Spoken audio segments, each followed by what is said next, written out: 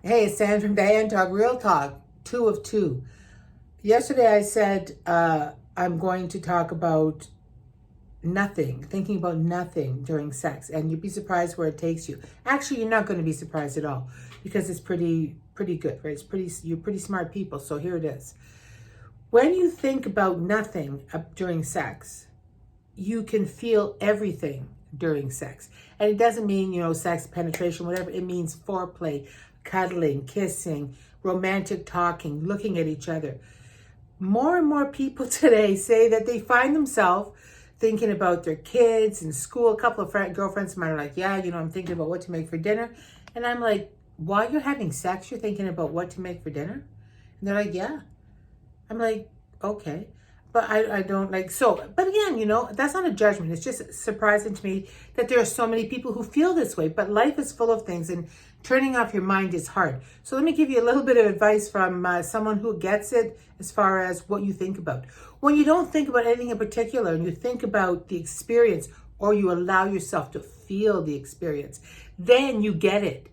When you think about it, sometimes you either overthink it, you get nervous, you screw it up, or what you think and what you're expecting is never going to match up to what happens. Or it exceeds it, but you're too busy thinking about it and you miss it. So why not just think about nothing and let it take you wherever you need to go? When you allow your body to feel for you without your brain processing everything, you make it work. Your body is there. Yeah, this is great. Your mind is right behind you, but it's so important. It's so important to let your body feel it. Your body feels it, and it tells your mind and your brain what it feels and how to act.